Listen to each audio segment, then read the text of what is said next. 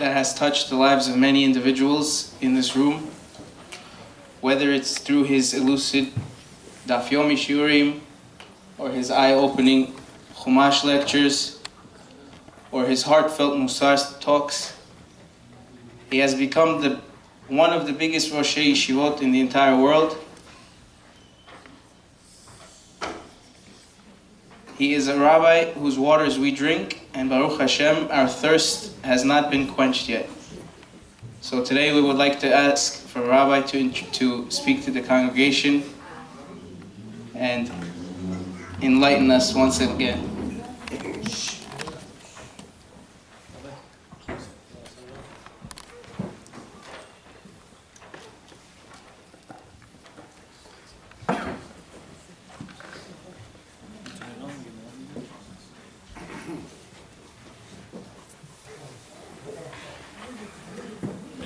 ברוכים הנמצאים בחנוכה שמח. דברי תורה לעילוי נשמת דוד בן אמא שלום, נקדם בת מרים, שלמה בן אמא שלום, רוח אדוני תניחם בגן עדן, הם וכל בני ישראל השוכבים עמהם, בכלל הרחמים והסליחות, וכן יהי רצון ונאמר אמן. It is a great zechut for me to be here tonight in Queens. Although my schedule is usually busy this time of year, but I have a great respect for Netanel. He makes his way to the synagogue almost every morning in Brooklyn to hear the shiurim, and he's considered one of the primary students of the shiur. And Hakarat Hatov, he asked me to come to say Divrei Torah in memory of his father, and I cannot tell him no, because he, as I know him, is a man that has a lot of respect for Hachamim, a lot of respect for the Torah, Kedusha. He drives from one end to the next to hear some Divrei Torah. So anybody that has such Mesirut Nefesh for Torah automatically is in my heart and is a friend. So you could thank him for my presence tonight. Hazak Baruch. That's the biggest zechut for your father. The Mesirut Nefesh that you have for the Divrei Torah, that brings your father's neshama to the highest madrigot. Because how do they judge somebody in Shamayim? They look at his children. He can't do anything anymore. They say, what is the children doing? So when they see the children creating Divrei Torah, creating shiurim, running to hear Divrei Torah, so they say, that's to your credit. So Hazak Baruch, that's just as valuable as the Kaddish and the Tzedakot and everything else that you're doing. Ka'al Kadosh. I came tonight to say Divrei Torah on a little higher level. Divrei Torah that Be'ezrat Hashem will try to unravel for us the secret of this Hanukkah. I'll tell you how the shiur began. One of the members in the synagogue asked me the following question. I never thought of the question before, but after he asked it, it couldn't get it out of my mind. He said, Rabbi, he's reading the Gemara in Shabbat on page Chaf Aleph. That's where the Gemara talks about Hanukkah. So he says, Hacham, it's quite strange. Why? The Gemara says like this. The following wicks are valid for Nerot Hanukkah. The following wicks are invalid. Discusses the petilot. Then the Gemara says, the following oil is valid. The following oil is invalid. Fine. After that, the Gemara says, what if the flame goes out? Do you have to relight it or not? Another question. Then the Gemara says, how many lights do you have to light?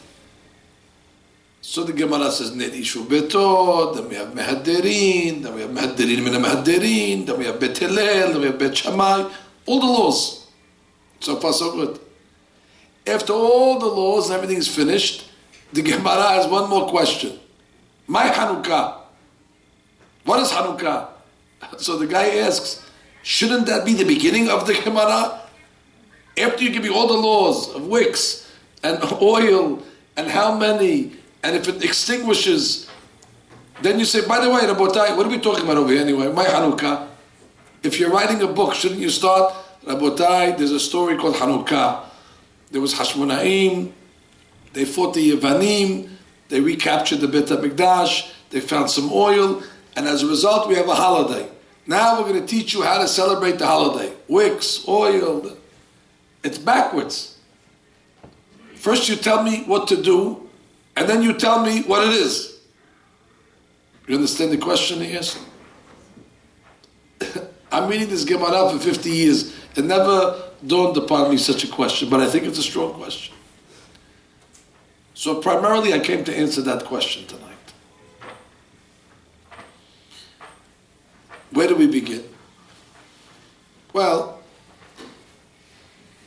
I made an observation, I noticed something, that we have on the bookshelf Shisha Sidrei Mishnah. It's the book of Mishnayot. The Mishnah is the source of Jewish law. Every holiday has a Mishnah. For example, Pesach, Masechet Pesachim. Sukkot, Masechet Sukkah. Shavuot, Masechet Bikurim. Yom Tov, Masechet Betzah. Chol HaMoed, Masechet Moed Katan. Shabbat, Masechet Shabbat. Every Hag is represented in the Mishnah, even Purim. Purim has Masechet Megillah. Now the Mishnah is all the Jewish law. It was written by the Yehuda Nasi. But I noticed there's no Mishnah of Hanukkah. Is it not a holiday? It's not an important holiday? Why shouldn't Hanukkah have its own Mishnah? There's so many laws. Why did Rabbi Yehuda Nasi omit Hanukkah from the Mishnah? This is a strong question. There has to be a reason. Well, there's a sefer called Ta'ameh HaMinhagim. This is a good book to know. He explains all the customs and the reasons behind the customs. So I found in that sefer Ta'ameh HaMinhagim, in the 847th chapter there, he says, Ta'am shenes Hanukkah lo nizkar b'Mishnah. He explains the reason why it's not mentioned in the Mishnah. He says, Lefi, Sh'Rabbeinu HaKadosh Mesader HaMishnah Haya. Who's the one that put the Mishnayot together? Rabbi Yehuda Nasi, Rabbeinu HaKadosh. And which tribe did Rabbi Yehuda Nasi come from? Yehuda. So, everything's good. So he writes that the Hashmonaim were Kohanim. And their job was in the Beit HaMikdash. And they served. After they beat the Yevanim, they then assumed the role of kings. They made themselves kings. The Ramban says that was a big mistake. Because you're only allowed to be a king if you come from Shevet Yehuda, not from Shevet Levi. How do we know? Yaakov Abinu, before he passed away, made a warning. Rabotai, Yaakov said, Lo Yasur Shevet Yehuda. If you want to be a king, you must come from Shevet Yehuda. And they didn't listen to Yaakov Abinu. That's why the Gemara says, if anybody today comes along and says, I am from the Hashmona'i family, don't believe him, because they got wiped out. There's no survivors of the Hashmona'i family. The Ramban says, why? Because they took a job that didn't belong to them. More so, they went against the word of the Zaken. The Zaken Yaakov said, don't do this. Lo Yasur Shevet Yehuda. And they chose themselves to be kings, so they got punished. So says the Hatam Sofer, it's brought down in Ta'ameh HaMinhagim, that since Rabbi Yehuda came from Shevet Yehuda, So he was making a protest against the Hashmonaim. He said, you took the role of kingship from my tribe, you're not going to get put in the Mishnah. I run the Mishnah. You took something that belongs to us. Therefore, it's a knas, it's a penalty. The lashon of the Hakam over here is לפי שרבנו הקדוש מסדר המשנה היה מזרע דוד המלך, was from the tribe of David. וגם חנוכה נעשה על ידי בית חשמונאים שתפסו המלוכה. They grabbed the מלוכה, the חשמונאים, ולא היו מזרע דוד. וזה הרע לרבנו הקדוש. רבנו הקדוש was upset. ובכתבו המשנה, when he decided to write the משנה, על פי רוח הקודש, נשמת הנס מחבורו. He deleted or omitted the miracle from his book. That's the Sefer. I have a Sefer, I didn't bring it. It's written by a great rabbi. He lives in Yerushalayim. His name is Rabbi Mirsky. Yarum Hodo. He asks the question in his book also, why is there no Mishnah? And he says he heard an answer from his father. His father heard it from his father, so it's from his grandfather. What's the answer? So he says an interesting rule. Every Mishnah has its origin in a pasuk. Where the pasukim come from? Tanakh. There's 24 books in the Tanakh. So anytime you learn the Mishnah, you're able to trace it back to some pasuk. For example, if you're learning Mishnayot Pesachim, in the Torah talks about Pesach. Sukkah, the Torah talks about Sukkah. Even Purim, we have Megillat Esther, 10 chapters. So the rule is, if there's a pasuk, you can have a Mishnah, because the Mishnah explains the pasuk. The Mishnah is the definition of what's the depth, what's the insight. The Mishnah is called Torah Sheba'al Peh. The text is called Torah Shebichtav. The interpretation of Torah Shebichtav is Torah Sheba'al Peh. But to have Torah Sheba'al Peh, you need to have Torah Shebichtav first. You need to have it written. Says Rabbi Mirsky's father, there is no book on Hanukkah. There's no text. Look in the 24 books of Tanakh, Hanukkah is not mentioned. It's not part of the Tanakh. There's no Pesukim on Hanukkah. Clearly Hanukkah is not mentioned in the Torah. Although there's a remez. There's a remez. You have a Chumash, I'll show you the remez. Any Chumash, doesn't matter. Just not a Greek one. Okay, good. Now what I'm telling you now is a remez. It's just a derash. There's a parasha in the Torah called Parashat Emor. Parashat Emor is the parasha that discusses all the holidays. All the Hagim are in Parashat Emor. Ele mo'adei Adonai mikra'e kodesh asher tikru otam b'mo'adam. So it starts. Number one, you have Shabbat. Sheshet Yamim Ta'aseh Melacha. The next holiday, Pesach. After Pesach, you have Shavuot. After Shavuot, Rosh Hashanah, Yom Kippur, Sukkot, Shemini Atzeret. After Shemini Atzeret, that's the last holiday on the calendar.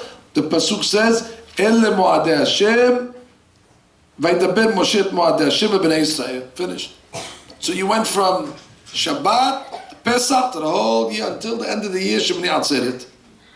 The holidays are over. Listen to the next pasuk. Now, what's the holiday after Shemini Atzeret?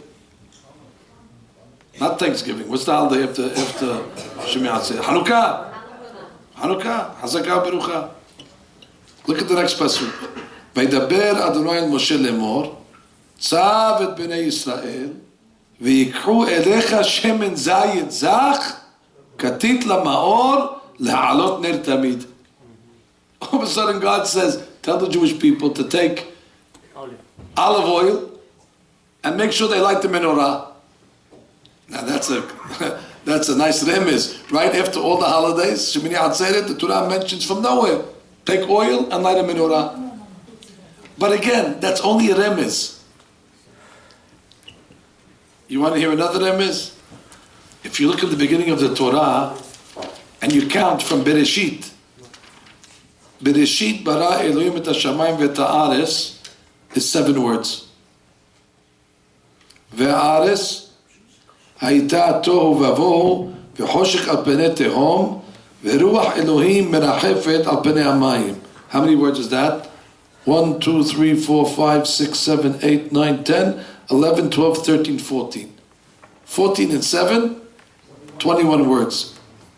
Vayomer Elohim, that's 2 more words. That's 22 and 23. Yehi is 24.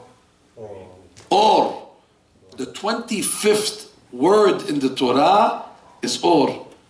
And which day of the month do we light the menorah? The 25th of Kislev. So the 25th word in the Torah, Or. To be meramez, that's going to come to 25, you're going to have Or.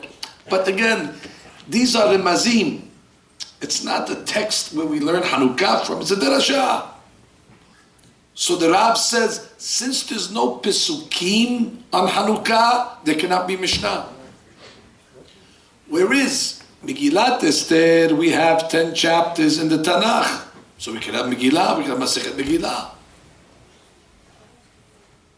Now I know the question you're thinking of, because I'm thinking of the same question.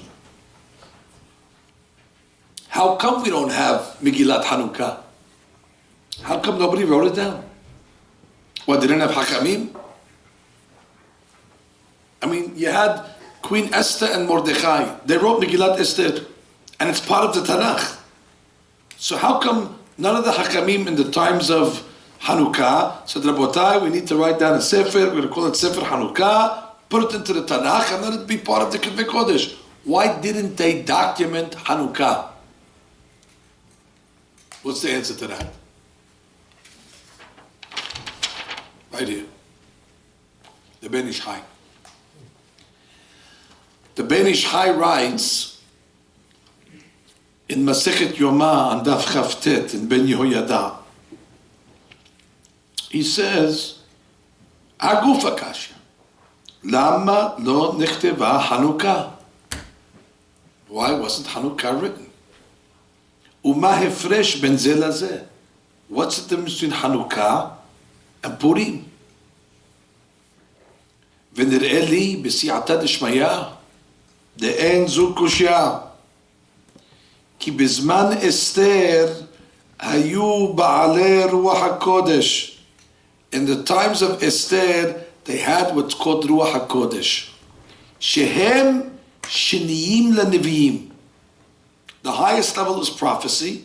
One level under prophecy is called רוח הקודש. וכתבו המגילה ברוח הקודש. על דרך מקראות נביאים וכתובים שהייתה רוח הקודש אומרת להכותב הלשון. In the times of Purim, they still had the level called Ruach HaKodesh. When you write a book with Ruach HaKodesh, who's writing the book? HaKadosh Baruch Hu is writing the book. The person gets a transmission. As he's writing, he hears the words of HaKadosh Baruch Hu. If you want to have a sefer part of Tanakh, it cannot be written from a human mind. It cannot be written from a person's idea. It has to be from above. That means when Mordechai and Esther wrote Megillat Esther, every word that they wrote, HaKadosh Baruch Hu said, Vayhi, Vayhi, Bimeh, Ashbero. Therefore the Tanakh is divine. Every word of the Tanakh is the word of Hashem. Therefore, you must have heard once that our Torah can be explained in 70 interpretations. Do you know any other book that can be explained in 70 interpretations? Normally when you read a book, we say the interpretation is face value. This is what it says, this is the interpretation. But since the Torah is divine, since it's the word of Hashem has unlimited ways to explain it.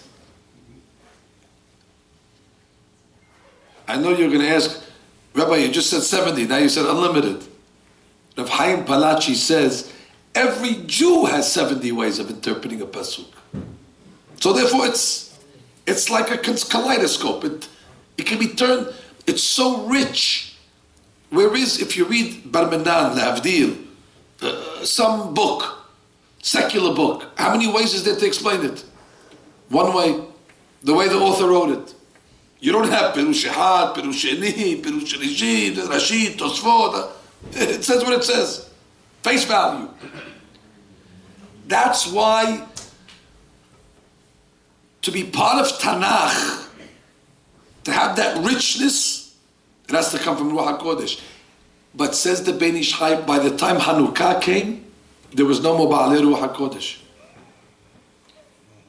So if anybody would write the book of Hanukkah, it would be, I'm not saying a secular book, but it wouldn't have the weight of a book of Tanakh. So therefore, there could not have been anybody that had the ability to bring down the text from Shamayim in the times of Hanukkah. Just like today, there's no more Ba'alei Ruach HaKodesh. Clearly there's no more prophets. That explains why Hanukkah could not be written. I mean, somebody could write the history, but it wouldn't be a holy book. Because it's his words. And therefore, since there's no Pesukim, the rabbis could not draw Hidushim from the Mishnah. Torah Sheba'al Peh needs to have Torah Shebichtav. They go together. Torah Sheba'al Peh extracts all the knowledge from the Pasuk. But if you don't have a Pasuk, then you can extract knowledge. Is this clear? So that's why there's no Mishnah. Because there's no Pesukim. And why is there no Pesukim? Because there was no Ruach HaKodesh.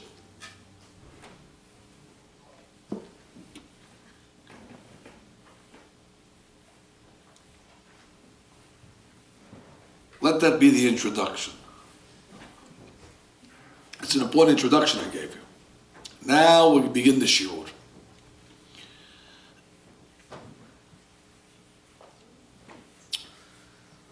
I asked the following question, and I'm searching for an answer.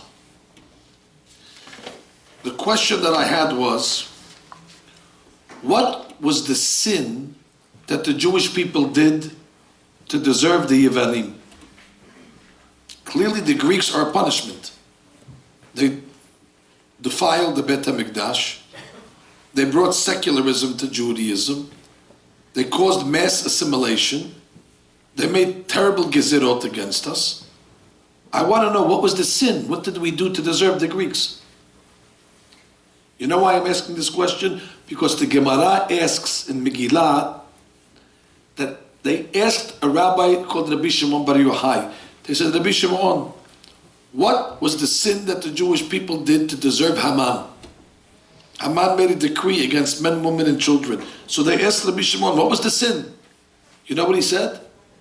100 years before, there was a king called Nebuchadnezzar, and he had an idol. The idol was like a skyscraper, it was a monster. And the Jewish people bowed to the idol. So Rabbi Shimon said, what happened 100 years before, this is the punishment. So that means, whenever there's an exile or a punishment, you have to try to figure out, what did we do? What was the avon? And I'm coming here tonight to ask the $1 million question. What was the avon of Klal Yisrael that brought the Greeks? Why is it important to know this? Because if you're interested in celebrating Hanukkah the proper way, you need to make the tikkun. How could you make the tikkun if you don't know what the kilkul was? Did you ever think, what sin? We always just think, the Greeks came, they came. They came from where? They just showed up one day. What showed up? If we're doing mitzvot, they're not going to show up. We must have done something wrong. So I'm asking, what did we do wrong that aroused this galut called Galut Yavan? Right here's the answer. It's in a book called Resis Helayla. There was a great rabbi, Mekubal. They called him Rav Tzadok HaKohen, Milublin. He wrote many books. The book that I'm quoting is Letzise Laila. And I quote,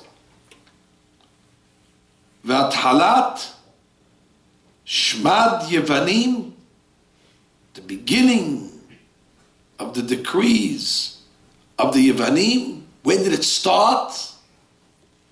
Haya al yedeh ha'atakat ha'torah liyevanit.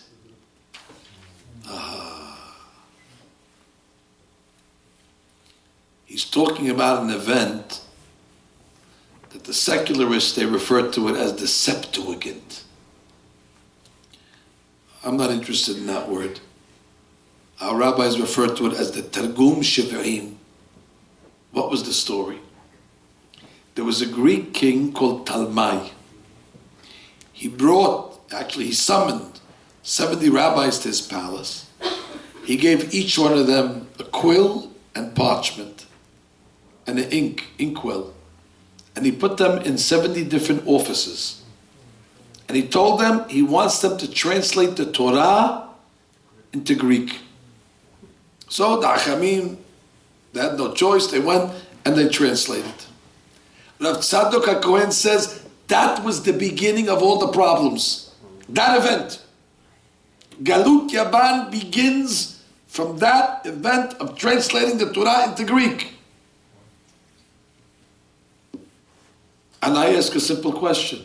What's the problem? Hine, you just gave me the stone Chumash. Somebody explained this into English. None of the rabbis screamed bloody murder. Nobody said, oh, Galut America, the stone edition, they translated it. And there's more than 70 copies. But Galut Yavan, they say, oh. Not only that, but you must be aware what the Gemara says. On the day that they translated it, the sun did not rise for 3 days. The world was dark like Makat Hoshech in Mitzrayim. That's how in Shamayim they said this is the most tragic event. The sun could not shine. Hoshech Afilah. Not only that, we know the date. The date that this happened was on the 8th day of Tevet. Do you know that Shulchan Aruch writes that till today, there are tzaddikim that fast every year on the 8th day of Tevet to commemorate the tragedy of this event. 2,000 years later. And I'm asking you the question again. When they translated the Torah into English, Art Scroll, the sun came up that morning. As a matter of fact, it was a sunny day. But, they translated into Greek. Tragedy. And Rav Tzadok says, that's the beginning of the end. And I'm asking the Kahal, what was the big tragedy? Isn't it nice to have the Torah in different languages so people who don't speak Hebrew can understand it? What's the matter with translating the Torah to make it accessible to more people? So I'll explain to you what the Hatam Sofer said. And this is the key.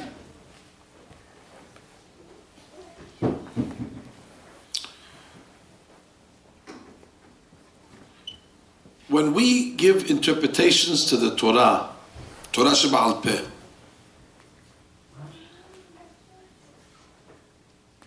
Torah Sheba'al Peh explains and reveals the inner meaning of the text. But you could only explain the inner, deeper meaning of the text in its original form, when it's in Lashon HaKodesh. A simple example. How many melachot are forbidden on Shabbat? 39. Very good. Now, you have the Chumash. Nowhere in this Chumash does it mention 39 melachot. Nowhere. So how do we know 39 melachot? So the Gemara says that if you take the words Elle HaDevarim, which is the words that God introduces Shabbat, Elle HaDevarim, so the Gemara says, You take the numerical value of Elle, Aleph Lamed He, 36. Devarim is plural, that's 2. 36 plus 2, 38. Okay, you're close enough. No, not close enough. Elle had Devarim, there's extra hair, plus 1, 39 melachot. You see how rich the Torah is? From those simple words, Ella Devarim, already the Gemara is able to extract Hadushim because it's divine. Those words were written by a Kadosh Baruch Hu, so it's rich with Hadushim. How many walls are there in a sukkah? No, we have mahloket, 3, 4. Nowhere in the Torah does it tell us how many walls you need for a sukkah. Nowhere. There's no pasuk that says, Ta'aseh sukkah shel arba defanot. There's no pasuk. So how do we know how many walls a sukkah is? So the Gemara says in Sanhedrin, when it says the word basukot, it's missing a vav. It's missing a vav. So the Gemara learned someday, you don't need 4 walls. 3 walls is enough. And then the Gemara says, but it says again, basukot, missing a vav. So 2 walls is enough. 2 walls and a tefah. Which means from the Lashon HaKodesh, from the Hebrew text, that's where all the Hiddushim of the Mishnah come from. When the Greek king Talmai brought those rabbis to translate the Torah into Greek, you know what his intention was? This is the new Bible. Once you translate it into Greek, you do away with Torah Sheba'al Peh. Because in the Torah Sheba'al Peh, or if you interpret the Torah into Greek, what does it say? Sit in a hut. Sukkah, sit in a hut. We're going to make a drasha, H-U-T, 3 letters, 3 walls. You can't make drashot in English. Ella Devarim. These are the words. You can't learn Lametet Melachot from those words. The kavanah of the Greek king, by translating the Torah into Greek, his intention was to do away with Torah Sheba'al Peh. You know what the difference between the Art Scroll Chumash is? They kept the Hebrew on one side at least. So they said, this is the main part, the Hebrew. And you want to understand the Hebrew? Here, but this is the main part. In the Septuagint, in the Targum Shiv'im, there was no Hebrew. They said, this is the new Bible, face value. Now, by creating a new Bible that's face value, you do away with the entire Talmud. Basically, they were saying, the new interpretation of the Bible is face value, superficial, here's the new book, so you do away with all the traditions of Torah Sheba'al Peh. Do you understand how tragic, how consequential this is? Rav Sa'adya Gaon says, En umanutenu umma ella betoroteha. Our nation is not a nation only because of the Torot. Torah shebichtav and Torah sheba'al peh. That's what makes us a nation. And the Greeks were coming to take away, not the Jew. They were coming to take away something more important than the Jew. The Torah of the Jew. And they printed a new Bible, and that Bible, which is a Greek Bible, does not lend itself to the interpretations of Hazal. Because the only way you can interpret Hazal's Mishnah and Gemara is on the Lashon HaKodesh, is the divine word. But they did away with the divine word. That's why the sun didn't rise for 3 days, because that's the greatest tragedy. It's worse than Haman. I have a sefer over here called Pahad Yitzhak. That's Rabbi Hutner from the Chaim Berlin Yeshiva. I'm not going to read what he said inside, I'll tell it to you outside. He says that there's 4 galuyot: Edom, Parasumadai, Yavan, and then Edom. He has a rule, and he proves it, that the galuyot gradually get worse and worse and worse and worse. They don't get better. Galut Edom, he says, was easy. It was only 70 years. After 70 years, it was over. They built the second Beit HaMikdash. Babel, Mechida. Babel. After Babel came Parasu Madai. Parasu Madai was worse. Why? Because who was part of Parasu Madai? Haman. Haman is from Amalek. In Babel there was no Amalek. The number one enemy of Klal Yisrael is Amalek. He stuck his nose in Parasu Madai. So it was worse. He says Yavan is even worse. So Rav Hutner asks, well, how can it be worse? There was no Amalek in Yavan. Not only that, we weren't even exiled. Galut Yavan was in Eretz Israel. All the other Galuyot, Galut Bavel, outside of Israel, Babylonia. Parasu Madai, outside of Eretz Israel. Galut Yavan, we were in Eretz Israel. How could it be worse? It's in Israel, and there's no Amalek. You know what he says? It's Galut HaTorah. The Galut of the Torah is the worst. That's the biggest crisis. Haman wanted to kill Jews. Yavan wanted to kill the Torah. That's the greatest tragedy. And guess what? We say it in the Siddur, you know it. B'mei Matatya ben Yohanan Kohen Gadol, השמונאי ובניו, כשעמדה מלכות הרשעה על עמך ישראל, feel free to finish it. לשכחם תורתך. לשכחם תורתך. That's the key. In your Siddur you have to underline that. That's what the kavanah of the Greeks were. Not l'shakaham Yehudim. They didn't care Yehudim. Let Yehudim live. Didn't bother them that there's Jews. They weren't trying to get rid of Jews. But l'shakaham Toratach. And which part of the Torah? Torah Sheba'al Peh. And how do they do it? By printing a new Chumash. On that day, when they got the new version of the Greek Chumash, now all the words of Hazal don't have anywhere to go. You can't make a derash on Greek words. And therefore they said, this is the new interpretation, face value. Interpret it as you want. And guess what? You know what the Ramban says? Most of the Jewish people went after it. Most of the Jewish people. He says we came this close. Kiba'at kat. This close. V'nishtakeha Torah miYisrael. The Torah came almost to what we call extinction. The only family that remained loyal to the Hazal was Hashmonaim. Besides them, the rest of the world of Jews became Mityavnim. If you went to a Jewish person's house in the times of the Yevanim, you look at their library, you see one book, the Greek Chumash. And they said, it's sophisticated, huh? We have the Greek Chumash, as if it's, scientific, Oh, you guys read the old book, the Hebrew, that's old-fashioned, that's your grandfather's book. We're modern, we have the Greek book. And we have the interpretations of the scholars, of the intellectuals. What does the scientists have to... Where's the Gemara? There's no Gemara on this. We don't study Gemara anymore. We don't study Mishnah. That's what the Greeks were coming to take away, and it worked.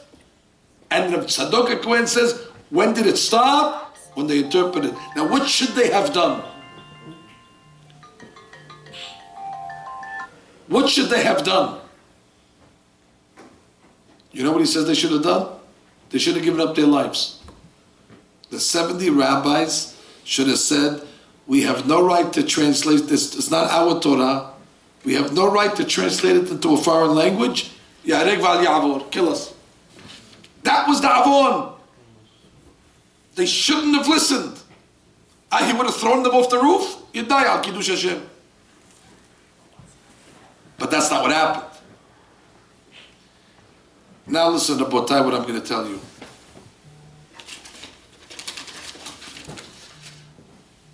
The rabbis in the times of the Greeks, they had to figure out a way how to bring back the words of Hazal. And there was only a small group of rabbis. And they have a big challenge. Shelo tishtakach Torah miYisrael. How are they going to make sure that the Torah is not forgotten? I have over here Gemara Yebamot, page 90. The Gemara says that there was once a guy riding on a horse on Shabbat in the times of the Greeks. The rabbis took him and they stoned him to death. Not because the halakha says you stone somebody to death if he rides a horse. Because riding a horse is only assumed rabbanan. Why is it assumed rabbanan? The rabbis were worried if you're riding a horse, you might pull a stick off a tree to hit the horse. You don't stone somebody for isud rabbanan. But the Gemara says, the rabbis needed to enforce and over-enforce in order to strengthen the laws of the Hakamim, so they needed to even make sekila on a isud rabbanan, so the people will say that Banan's laws are serious. Because in those days people said, where does it say it in the Torah, Greek language? There's no Hazal, there's no Gemara, there's no Mishnah. So the rabbis had to go to the extreme. But guess what? Nobody was listening. Most of the people had become secularized. Now let's go forward. Hashmonaim now are fighting. What are they fighting, the Greeks? We say it in the Tefillah. Verabim miyad ma'atim. Okay, there was more of them than us. Giborim miyad halashim. They were stronger than us. Fine. But the main thing is, Zedim biyad oske toratecha. The fight over here was, these are Zedim, troublemakers, against oske toratecha. That means Zedim is the opposite of oske toratecha. The Hashmonaim were fighting for the Torah. This was a war to preserve the Torah. They weren't fighting for land. They were in Israel. They weren't fighting for the Bet HaMikdash. They had the Bet HaMikdash. What were they fighting for? Oske Toratecha. Against the Zedim that were trying to do away with the library. The war of Hanukkah is in the library. That's the battlefield, the bookshelf.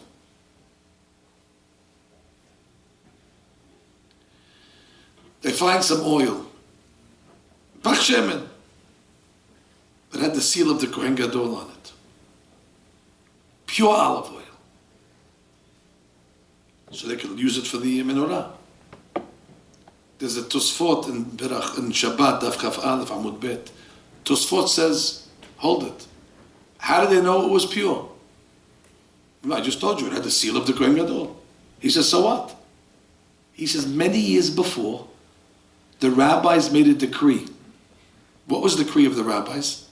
That anything a goy touches is tameh. So how do they know the Greeks didn't touch this pach shemen? I mean, they had the Bet HaMikdash, they were in the temple, they touched everything. They moved everything around. So you found the pach shemen with the otam of Kohen Gadol. Very nice, but maybe they touched it. And the rabbis made a decree, if a goy touches something, it's tameh. You know what Tosfot answers? They knew that the goyim didn't touch it. How? The video. No, there's no video in the times of Bet HaMikdash. He says it was buried in the ground. It was buried in the ground, so they went digging. They found it, so that's it. They knew the goyim didn't touch it. I'm asking the following question. You found pach shemen. You don't know if the goy touched it or not. That's called safek. This tum'ah is only from the rabbis. The rabbis made a decree. If a goy touches something, it's tameh. It's rabbinical. What's the rule? Safek de rabbanan, lekula. Very simple. What does Tosfot have to say? No, it was buried in the ground. Just say very simple. They didn't know. Safek de rabbanan, lekula. You know what the explanation is? When you're going to now make the holiday of Hanukkah, you're not making any safek de rabbanan lekula. They were trying to take away all the interpretations of the rabbanan. Now Hanukkah, we have to go safek de rabbanan lehumrah in order to resuscitate the law of the rabbanan. Now we cannot afford to be lenient on the rabbanan. Just like we stoned somebody for riding a horse on Shabbat. In a time where the fight is against the rabbanan, then you don't say, Rabbanan lekula. No, then you say Rabbanan b'skila. So therefore, Tosfot says they knew it was 100% tahor, because if they had a safek that the goy touched it, they would have poured it in the garbage. They wouldn't lit the menorah. And then the people would say, wow, the Rabbanan's hashuv, look at that, they threw away the menorah. They threw away the oil. You understand the point? The Hashmonaim had to go out of their way to reinforce and strengthen the interpretations of Hakamim and their Gezerot. That's why it says in the Al Nisim, Utmeim biyat tehorim. The Goyim with the Temeim, whatever they touch is Tameh, and we were fighting for the Tahara. We didn't take leniencies of Safek the Rabbanan, the Kula, and so on and so forth. Now, Rabotai, I answer another question. There's no mitzvah to have a Seudah on Hanukkah. Even though you just came back from a Seudah, and you're going to go have a Seudah. But there's no mitzvah. Purim there is. Why? What's the difference?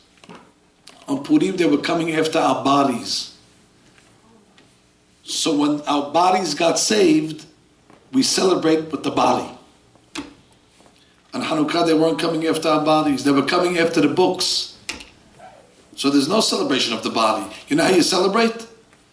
We're celebrating that we got the wisdom of the Torah back. Now what in this world symbolizes wisdom? A light, not a jelly donut, a light. Kiner mitzvah v'torah or. Even in the secular world, if somebody has a bright idea, bright, well, they say it's very illuminating. You remember in the old cartoons when a person had an idea, they show a light bulb. The light represents wisdom. So you know how you commemorate Hanukkah? We light nerot. Does anybody know how many volumes we have in the Talmud? 36 volumes. That's what they were trying to take away from us. The Perush of Torah Sheba'al Peh, the 36 volumes of the Talmud. How many nerot do we light on Hanukkah? Well, it's very easy to figure that out. 1 plus 2 plus 3 plus 4 plus 5 plus 6 plus 7 plus 8. Now I did it before I came here. 36. The 36 candles that we light at Hanukkah is connected to the 36 books of the Talmud. That's what they were coming to take away. So every night we light another candle for another Masechet. Last night, Masechet Berachot. Tonight, Masechet Shabbat, Masechet Erubin. Every night another Masechet. Till you get to the last night, Masechet Nida, Hadran Halach, Shiur Mashas.